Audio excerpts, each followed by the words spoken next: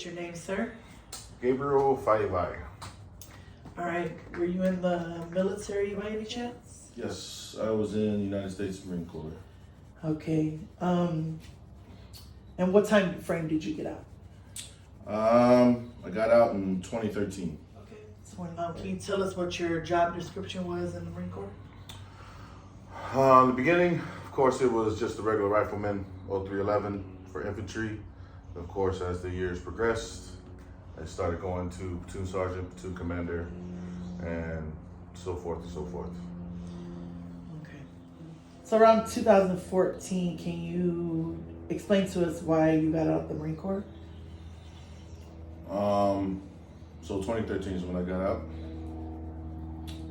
Reason why I got out is because of my daughter. That's why I got out. And it's really hard to have a family and be in the infantry at the same time. So I decided to go ahead and, put that behind me and then raise my daughter. So what does Memorial Day mean for you? So when you sent me these questions, it took me a while to actually figure out what it meant to me, and through all of it, so there's one word that I would use, and it would be pain. Pain. Reason being, you meet someone out there, you have no idea who they are. You form a bond with them, no matter the color, the race, it don't matter. You form that bond, and then that bond gets broken when only one of you comes back. Also, the reason why is seeing their families, them not being able to see them, spend time with them. That's really hard, and that's why I chose pain, because they have to live through that, every single day, not just Memorial Day, but every single day, praying, wishing that they had another chance with, their family member, husband, brother, uncle, etc. So, yeah, that's what I would describe it as. Okay. How about the days that aren't Memorial Day? Like, what is it like for someone with your background to go through days throughout the year that isn't celebrated? To be honest with you, it sucks. It's all your emotions all come in at once. Of course, with us being who we are, the manly figure, you gotta be strong. You can't show emotions, but you're going to.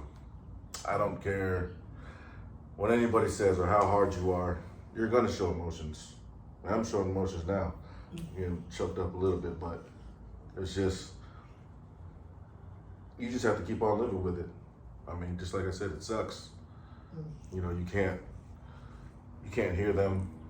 You know what I'm saying? You can just go back to photos and, old videos that you guys took when you guys were younger and doing, random things out there in the Marine Corps.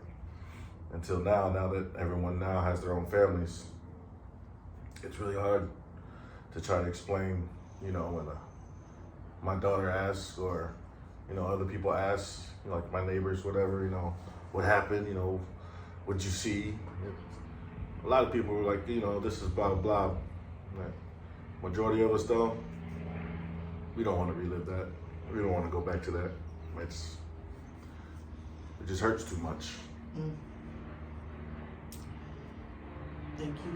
Can you describe in the best way you can, without having to relive the memory of what, of the day that actually made you a Purple Heart recipient? Oof, man. I was still younger than I am now, I'll tell you that. But it's the day that I always remember which was September 17th. It was 2005 in Al Qarma, Iraq. We're going out for our mission. I don't know if you remember anything about the old school Humvees, but it was just pretty much a green foil box with no top. That's what it was. And it was like the thinnest armor that you can possibly ever think of. But we went on a mission together as my squad. The squad's usually 13. But of course, Marine Corps works with what they get. So we only had 9 of us. There's 9 of us out there, and these Humvees spread out between 3 Humvees. I was the second Humvee, first Humvee in front, the third one's in the back, and of course my Humvee got hit with the IED, improvised explosive device, and it rocked us bad. Shortly after that, the only thing I could remember was ending up in Camp Fallujah, not knowing where I was. And then that's about as far as I'll go with that one. I just have one last question for you. How do you feel when people forget about the things that you guys had to go through for the sacrifice of freedom?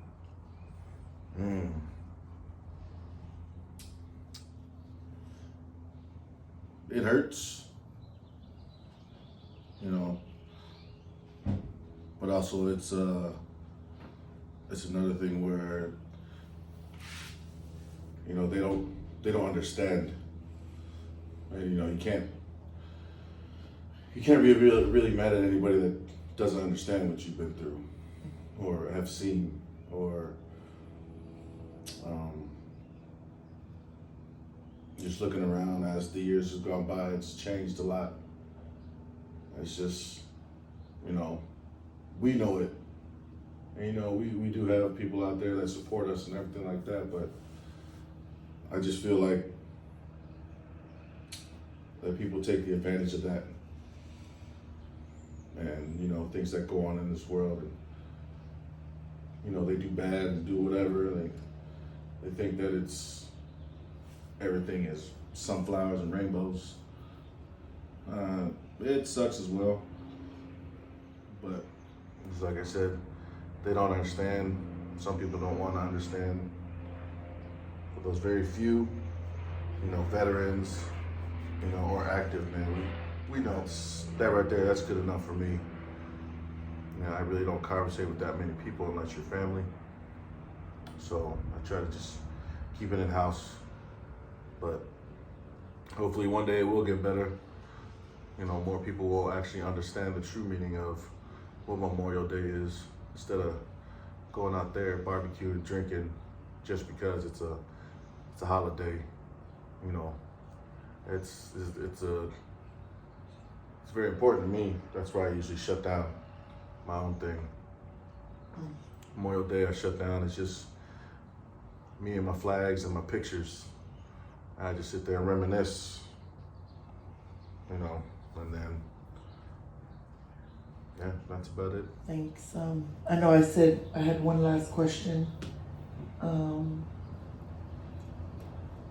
but to close off our interview here today, the reason why I chose you is because you would be one person that we would remember in Memorial Day. And so, being a Purple Heart recipient and having gone through what you've gone through, we understand from one military family to another how difficult it is to even press forward and go on living. But how could you describe your existence here as we try to give our audience that will be viewing this interview something more realistic for them to hold on to? Because I know we forget.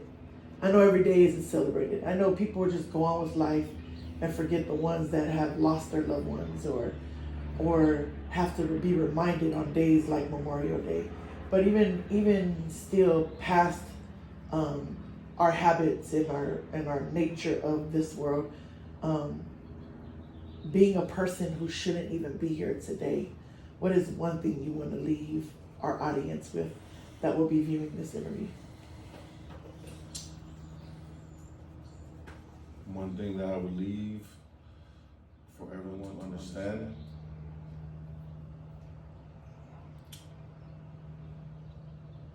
just remember them. Remember those that are not here. Remember those families. Hold your family tight, you know. Just, I would remember. And just keep those families in your prayers. You know, say a little prayer every now and then for them. Usually when Memorial Day comes up, it's a big thing. You know, the military cemeteries, you know, in Arlington, you know, just remember, just pray for those families that don't have that chance that you have. And go home and see your families, kids. Because there's those that paid that ultimate sacrifice. And it's those families that they have to live with just by pictures and memories. Mm. Yeah, that's what I would leave it with. Thank you. Thank you so much for that. Appreciate you. And we are done here. Yeah. With that one tear, thank you, Jesus. It was close. It's a difficult thing to do. It was real close.